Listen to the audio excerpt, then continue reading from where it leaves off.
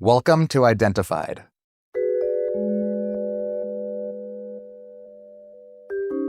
Our numbers are dwindling. My numbers are dwindling. And I'm already lonely. I'm feeling the loneliness right now. And maybe I won't be this lonely for many, many, many years, hopefully. Just the existence, the idea of it kind of has been hovering over me ever since that time for the last few weeks. It kind of like made itself known to me, something that hadn't been known to me before.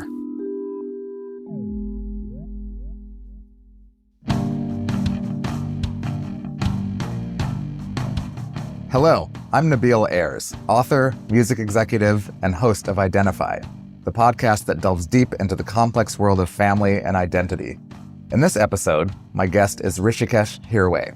It's intimidating to invite someone on your podcast who is one of the most respected podcast voices in existence. And it might be even more intimidating to interview someone who has expertly interviewed you about your own life. I decided, during this infantile stage in my podcasting career, to kill two birds with one stone and invite Hrishikesh to be a guest on Identified. He's the creator and host of the massively popular podcast, Song Exploder, a talented songwriter and musician, and he's the person who asked me tough, thought-provoking questions at my Los Angeles book launch event in 2022. I visited Hrishikesh in his LA studio, where we discussed his parents' arranged marriage, the concept that a family can sometimes feel like it's shrinking, and his dedication of both music and an ice cream flavor to family members. When I asked Hrishikesh what family meant to him, he described it as a feeling of effortless joy spent on the couch with relatives, joking and bonding. Later in the show, we'll hear more on how he's tried to recreate that safe, comfortable experience as an adult. We also discussed his mother's passing, how he crafted a song to honor her memory, and why he still feels guilt around promoting his music career amidst something so personal. All that coming up. Here's my conversation with Hrishikesh. My family, I felt like, was very traditional in terms of, mom and dad, older sister, and me. So that's like the definition of family. Yeah, exactly. Yeah. In a suburb, in a single family house. Mm-hmm. My dad worked at a meat company. He was a food scientist, a company out of Boston. They made like the hot dogs that get served at Fenway Park. Do you know the actual ingredients that everyone always wonders about? He does. Is it truly lips and apples? Yeah, I never asked, and I probably never will. Yeah. And then my mom worked at Sears. She had like a master's degree in literature from India, but it was in Indian literature that was not really going to do much good in the U.S. Mm-hmm. So she worked at Sears. Yeah, so it felt like very much like an immigrant version of what corresponded to what I saw on TV, on sitcoms in the 80s. Mm-hmm. I think that's probably what defined my sense of family more than anything else, was like watching Family Ties and Growing Pains and things like that. And what I saw was mostly reflected in our own kind of Indian version of that. And so did you celebrate holidays? Did you Americanize it? Did you celebrate Christmas? Did you do that kind of stuff? Yeah, so we started doing those things like within my memory. I'm sorry, when did your parents emigrate? My dad came to the U.S. in 1968. He went back to India, had an arranged marriage with my mom. Oh, wow. And then she came to the U.S. in 1971. So he was here doing grad school in food science, and then she moved to Massachusetts in 1971. They had my sister in 1973, and then I came along some years later. But the ones that I remember the most, the years that we started doing Thanksgiving, because that was something that we hadn't done until I went to school. And similarly, they didn't really celebrate Christmas until my sister had gone to school, came home from school and was like... Like college? No, nursery school, kindergarten, Right, like preschool. She was like, we learned about Christmas. You're supposed to have a Christmas tree. Everybody else does this. Yeah. And my parents were like, all right, yeah, we can get a Christmas tree. Pretty open. Yeah. And so similarly, there was one year where, I think I was 4 or something like that, 4 or 5. We went to our neighbor's house. They invited us over for Thanksgiving. Maybe I was even younger than that, 3 or 4, but I still remember my first Thanksgiving. Wow. And we celebrated with them. I think it was also the first time I ever made a pun or something like that, where we went there and I was like, this Thanksgiving you get to celebrate with actual Indians. That's pretty good. my dad still tells that story. As we're leaving, I'm like, next year you can do it at our house or something like that. Right. And then my parents thought, okay, maybe we should do that. We also had some Indian friends who were Christians. some friends of my dad's from grad school, from Amherst, from UMass wow. Amherst. They were all in the graduate student housing that I read about in your book. Yeah, you know? probably might have lived in the same place I lived. Yeah, exactly. Wow. They all lived there and they became friends there. And what we used to do is celebrate Christmas with them every year because for them, Christmas was a real thing, a real religious holiday. And so they'd invite us for Christmas every year. And it was really nice. And I think my parents also felt like it would be nice to do something in return. And so with all of this kind of coming together, they're like, okay, yeah, let's have Thanksgiving next year. And we can invite the Matthews to come to our house. Right. So Thanksgiving at our house started sort of like that with our family, their family, and then I think a couple other Indian families. And my mom made a full Indian dinner. Oh, wow. Along with, my dad making a turkey. So we kind of had like 2 full meals. Plus it was a potluck because every Indian thing has to be a potluck. So there's just so much food. Yeah. And so Thanksgiving kind of became, that was like our holiday. That was kind of like, we planted our flag in our community to be like, Thanksgiving happens at our house. By the time I was in middle school, we'd have like 30, 40, 50 people in our very small house. Wow. Yeah. That's big. Yeah. Because it's like, 40 people is 10 families. Right. It's not actually, that's true, not that many people in some ways, but yeah. And then you have all the aunties in the kitchen, all the uncles in the living room, and all the kids in me and my sister's room watching TV. So really like very traditional, or at least traditional in that it was your tradition. Yeah. And that's great. So it's interesting. So your parents came over, you obviously sort of assimilated, at least to that degree, into this cool ritual. Was there a time when you ever remember something that sort of changed your definition of what family meant? One of the things that I never really experienced growing up was like divorce. Most of my friends in elementary school, all my like sort of closest friends, everybody had pretty traditional kind of nuclear families and nobody was divorced. It was the kind of thing I remember reading about it in a Judy Blume book, and I was like, oh, okay.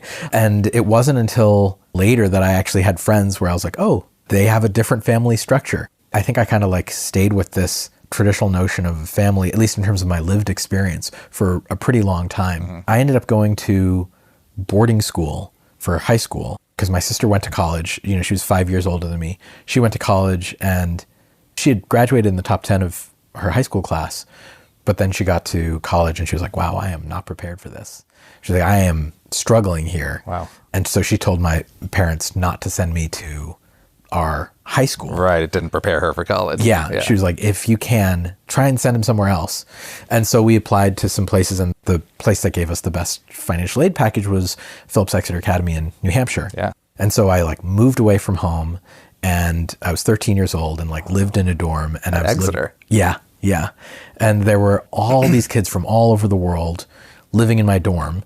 I was in the smallest dorm. It was only 30 boys, but there was just like different states, different countries, all sorts of economic backgrounds and family structures and things like that. And that's kind of when I started to meet people who just really defied my expectations of, I don't know, what people's lives look like, or even just meeting somebody, my neighbor, he was from Hong Kong. Right. Yeah, when you're 13, that's a big difference. Yeah. And the day we moved in, we were getting dropped off, and my mom was standing outside of my door and his mom was standing outside of his door, and they both were crying, and they like kind of consoled each other. And I was like, Mom, she's going back to Hong Kong. You're driving an hour down 95. I'll see you next weekend. Exactly. But they're both crying as much as the other one. So that experience really changed my understanding of, what people's lives are. Right. That makes sense because you were in this place where actually everyone was kind of similar. Yeah. And then suddenly you realize nobody's similar. Yeah.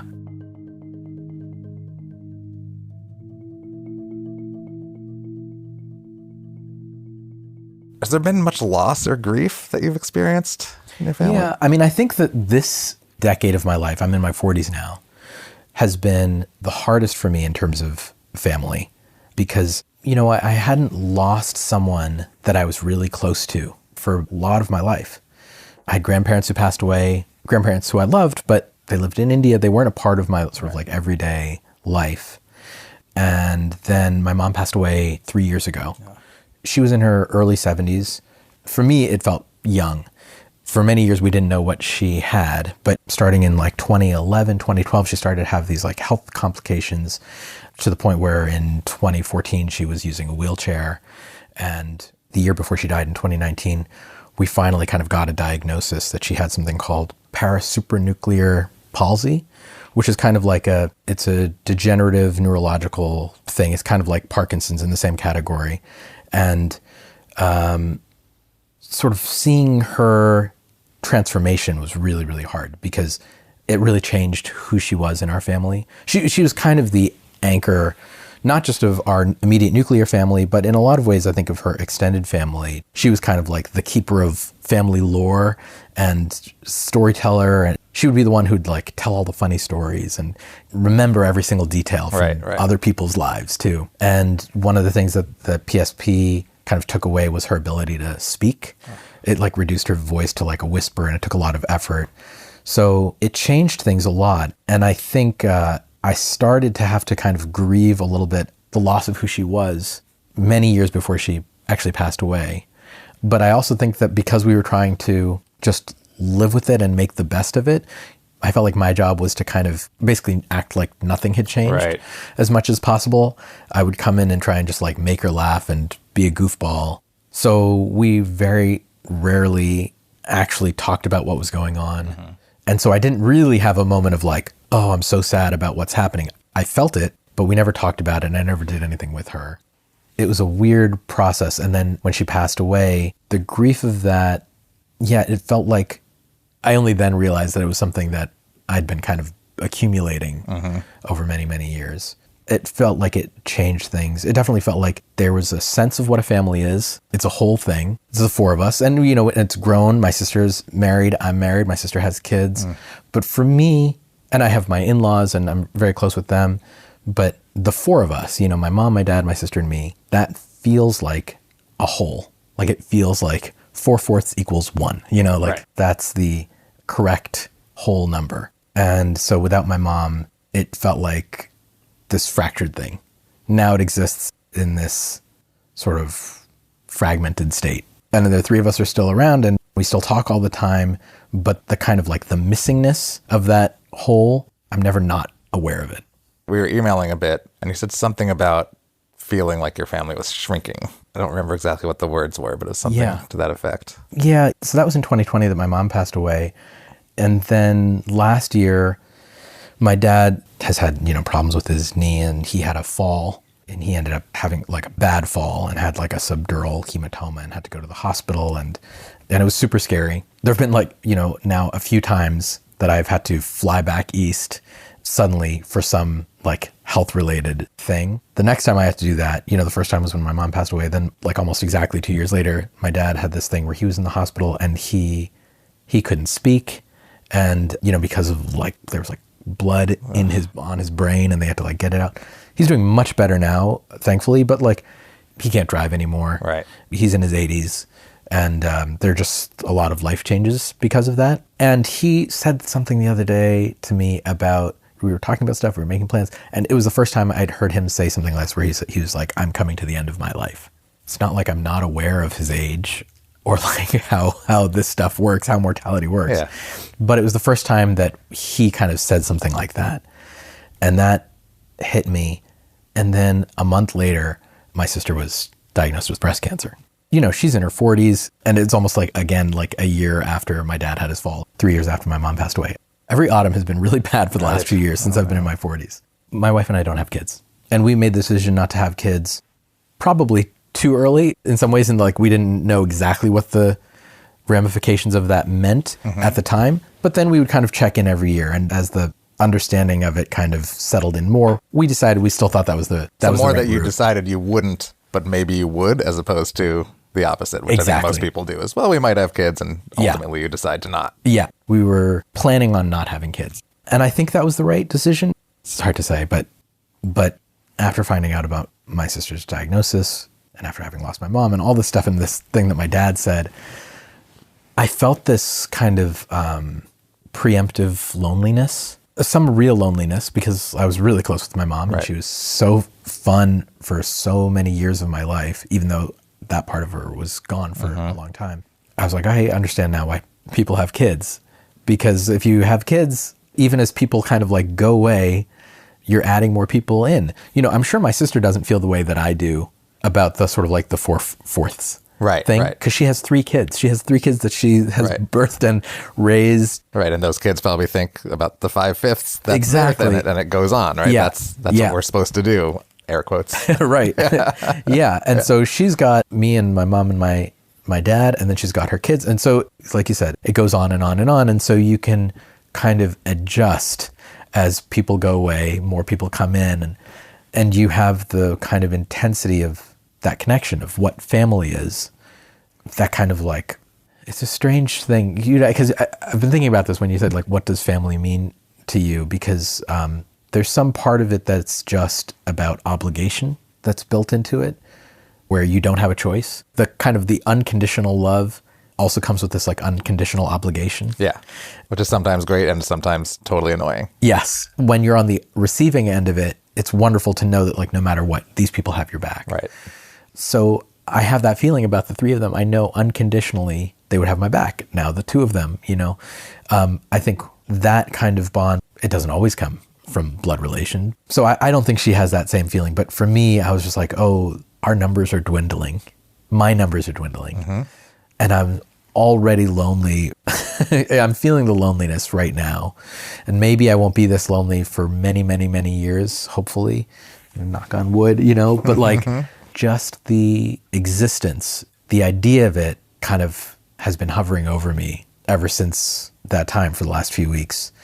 It kind of like made itself known to me, something that hadn't been known to me before.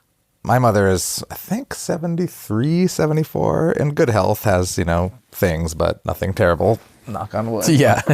But, I grew up with just her, and I'm really close to my uncle, who was definitely a huge part of my family. But I still, when I think of my childhood and, photos, it's me and her. Yeah. And the 4/4 thing that you say is so interesting because that means it's 2 halves, or it's very small. Yeah. And I just think how quickly things can change and how scary the idea is that she could just, something could happen. She has a husband who's wonderful. And, family has grown in that way.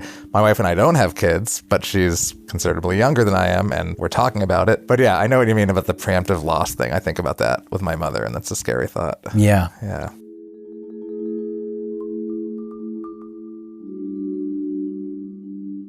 You play music. Is that related to family at all? I mean, I think you've written music about family. Yeah. How does that play into it for you? This sounds so bad when I'm like, oh, family is unconditional obligation. Right. And then the first thing that popped in my head was like, and it's also, for me, a lot of guilt is associated for me with my family. I think because of this idea of unconditional obligation. Do you know the movie You Can Count on Me? I feel like I do.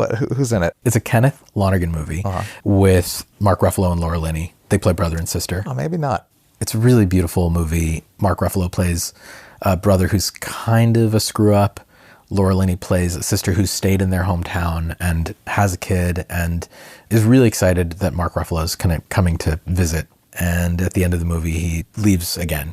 He's kind of going back off to his like kind of wandering itinerant life. This is reductive and not really accurate, but you kind of could frame it like he's the irresponsible younger brother and she's the responsible older sister. And I remember watching that summer of 2001, and I was about to leave to go move to New York after graduating college. And my sister came home from work. We were all living at my parents' house at the moment. She had finished grad school and I had finished undergrad, and we were all there. And she came home, and I'd been watching that movie, and she came home, and I just like, after I finished, I like went over, sat next to her, and just like burst into tears. And my mom came into the room and asked my sister like what she had done or something like that. Yeah. And she was like, I don't know. Like they just were mouthing it to each other because they were in such shock. Because, I was in my 20s. I don't think they had seen me or heard me cry in like a decade or something. Right. And so my mom's like, what is happening? It's like a movie in and of itself. Yeah, because they hadn't seen the movie. Right. I was just feeling like the prodigal son. My sister, I think, bore a lot of the responsibility of like being the elder sibling and being like the kind of like the good kid who dutifully went to temple. She learned how to speak Marathi. She learned how to speak Hindi. She knows all the names of every auntie and uncle and every kid. A lot of people. Yeah. She knows everybody, and she knows all their biographical data. She's kind of like my mom in that way. She remembers the stories and stuff. I rely on her for all that stuff because I'm just like, la la la. You know, I'm going off to boarding school. Now I'm going off on tour with my band. Now I'm going to go move to New York and like try and make it as a musician. Right. And she's doing her public health degree and living at my parents' house and taking care of things. Right. So music plays into it in the way that it makes me feel like it's a part of who I am and something I feel like I have to attend to. But the idea that I'm even making that choice makes me feel like I've kind of betrayed something about my family. You know, my mom would have loved it if I had been a doctor. When I made it clear that wasn't going to happen, she was like, that's fine, you can be a lawyer. She's like, you like to argue. You talk too much. You can be a lawyer. Right. And I obviously didn't do that for a long time. I had this relationship. I'm talking about it like it's in the past tense. I think this is still true today. I think that everything that I do, to some extent, I've been trying to impress my family, trying to make them feel proud of me, in spite of the choices that I made. That I can say to them, hey, I chose this very unfamiliar path. We literally never knew anybody who was a musician. Right. Never heard of anybody who like went on tour with their band. It was completely a foreign idea to us. Right. And I'm like, I'm doing this thing. I still like send them reviews and articles and things just to be prove like, look, yeah, this here's the thing. People talk about me. This is a like, noble pursuit. Yeah, like, can you be proud? Can you feel good about this? Like, I know you don't know what Pitchfork is, but people do. Yeah. But do you think if you were a doctor or a lawyer, do you think you would be doing some version of that? Meaning like, I won this award or I saved this person's life. I think everyone does that with their parents. In my head, no. Right. I'm like it's like once I have the profession, that's it. They don't need any other validation. So anything other than those two, you have to prove that it's working. And exactly. that you're contributing to society. Yeah. Yeah. Something, I mean, I think because music was so foreign to them and of course, and then like making podcasts. What is a podcast? They have, everything that I've done essentially as an adult has been so outside of any paradigm that my family's known. I think there's been this extra pressure because for a long time, the things that I did were comprehensible like achievements, to be like, I got into this school, I got these grades, right, totally. This is my SAT scores. Yeah, very tangible. Yeah, I can give them fodder for them to be like, okay, we did okay. Right, and to say our son did XYZ. Yeah, or even just like, you made the right decision leaving your whole family and coming to America. Something like that. Right. There's all these layers of guilt that I think I'm trying to massage by saying like, look, here's the thing that I'm doing. And then now all those decisions have led to me living in LA. I'm on the opposite coast. All the choices that I've made that kind of defy what that idea of what a family is from birth, I feel like I still have to justify them. Not even to them, because I don't think they're actually judging me at all. Right. Which is harder, which can be harder. Yeah. Because there's no end. Yeah. Or like the 5-year-old version of me where it's like, this is not what you'd see on TV. Where are your kids? Why are you so far away? Like on the Huxtables, they got to see their grandparents all the time and, do songs for them and stuff like that. The fact that they don't have any grandchildren from me and I live all the way over here. Yeah. The thing is, they love me so much that I don't think they would ever say that I disappointed them. Right. But have I disappointed some kind of bigger picture, universal idea of what you owe your family? Wow. Yeah. I think about that a lot. Yeah, it's a big thought, but I get it. And I mean, I truly feel this like wild, unconditional love for my mother. Big picture things. She's always supported me, always happy. But I still think I have this sort of like, you want to still show your parents or your family that you're doing something that's important, or even if that just means it's important to me. Yeah. I mean, certainly I wrote a book for myself, but like there's no prouder moment than handing it to my mother. Yeah. That's, it's things like that I think you just can't get away from. Yeah, after my mom passed away, I wrote a song about a dream that I had where we had a conversation. It was 3 weeks after she passed away. I had a dream about her, and then I ended up writing a song about that. And that was the first song that I'd put out in like 10 years. Oh, wow. I'd had really bad writer's block and kind of stopped doing music and started doing podcast stuff instead. And I was meaning to get back to it for so long, and I put that song out. I made this music video that like she's in. The artwork for the song is like me holding a photograph of her. It's like a photograph that I took of her when I was in college. It just felt really strange when the song came out I did this TED Talk and I talked about the making of the song in the TED Talk and all this stuff. And I was doing all this stuff to try and just comprehend, tell a story about my own feelings. But I wanted to still do something that she would be proud of and do something that felt like it honored her. And maybe most of all, like honored the impact that she had on my life. And I also felt weird about it, you know, to be like, is it strange that I'm talking about my mom? Now I'm like doing an Instagram post about this song. Like, hey, everybody, listen to this song. Like there's this like still the music career part of the stuff that you have to do, even when you're writing about something that's so personal. And I kept, you know, finding little ways to talk about my mom, you know, out of the Thanksgiving tradition. One of the things that we used to do is my mom used to make mango pie, which was sort of like a pumpkin pie, but you made it with mango puree. Whoa. And it was amazing. And it was like the highlight of, forget about turkey being the centerpiece of Thanksgiving.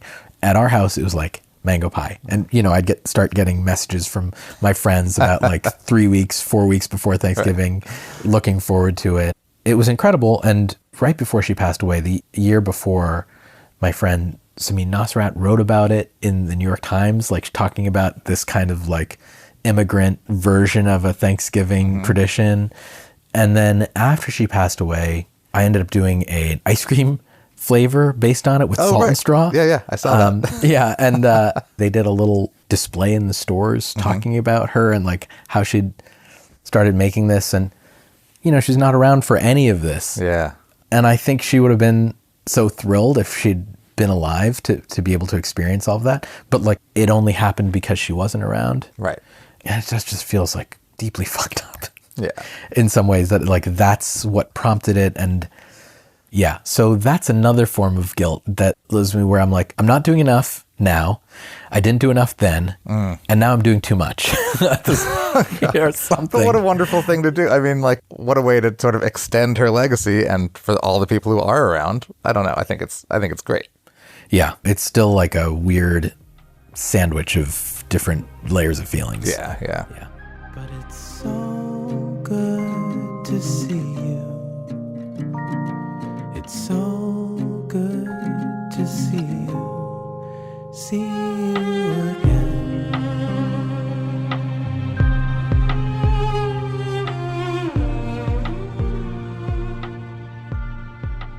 What is family to you? The picture that pops into my head when you ask me that is the couch in the house that I grew up in.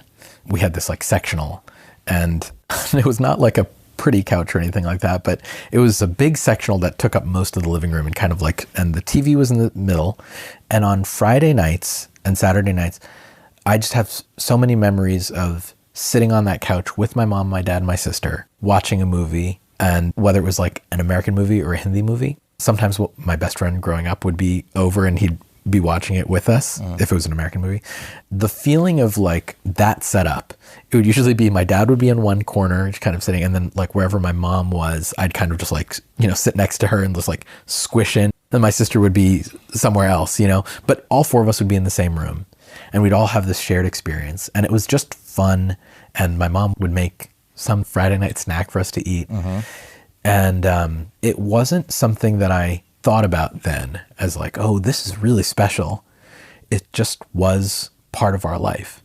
And it's only later that I realized that I have been trying to like recreate that feeling everywhere I've gone without them. We have a little like sectional couch in our house around the TV, and there's, you know, so that there's a little corner piece. Yeah. And I sit in that corner and I try and get Lindsay to come sit next to me and get our dog to sit next to me. And and we can have our snack and watch a movie. Yeah. And ideally get our friends to come over and get my brother-in-law who lives in California to come up with his wife and like spend the night. So, and just like kind of have that, the gravitational pull. I keep talking about gravity. It is very physical, the sort of the ways you're describing it. Yeah. Yeah. But it is something like, it's in my body. I think the comfort of it. It's really about this feeling of like safeness, comfort, and a kind of effortless joy. You know, not like an exuberant joy or like that's like demonstrative, but this thing that's just, it's like you're in fourth gear. You're just cruising at this level of easy happiness. And the people that you have that create that and experience that with you, that's what family is. Thanks for tuning in. Please consider subscribing to Identified wherever you get your podcasts so you don't miss an episode. And be sure to check out Identified on YouTube and identifiedpod.com, where you can watch videos from our interviews. Our executive producer is Kieron Banerji, and the show is produced by Palm Tree Island. The music for Identified is by Noella and Patricia Brennan. I'm Nabil Ayers. Thanks for tuning in.